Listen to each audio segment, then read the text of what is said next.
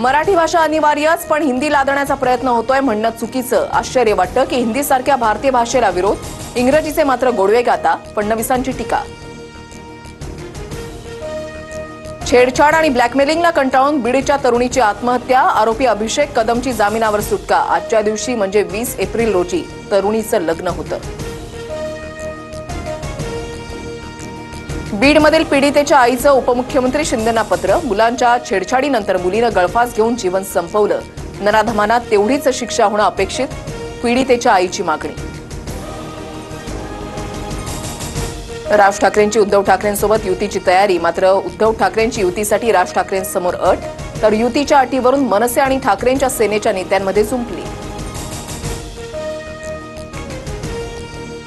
एकनाथ शिंदेंचा संताप. मात्र फडणवीसांच्या पोटामध्ये ढवळाढवळ. मनसेसोबतच्या युतीवरून राऊतांचा निशाणा, तर कोणत्याही अटी नाहीत.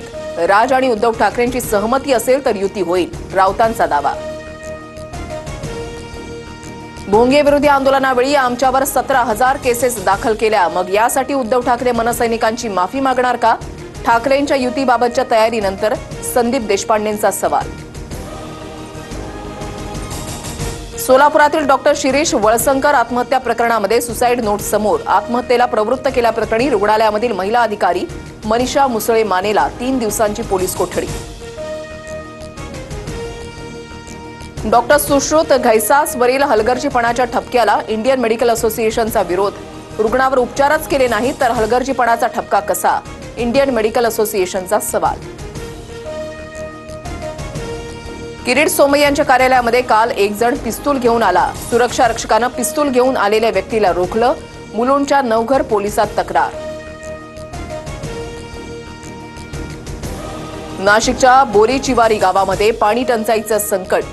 पाण्यासाठी महिलांचा संघर्ष. विहिरीमध्ये उतरून पाणी भरण्याची महिलांवर वेळ. इगतपुरी अमरावतीच्या मेळघाटमध्ये भीषण पाणी टंचाई. महिलांची पाण्यासाठी पायपीट. जंगलातून 3 किलोमीटरपर्यंत घोटभर पाण्यासाठी जीवघेणा प्रवास.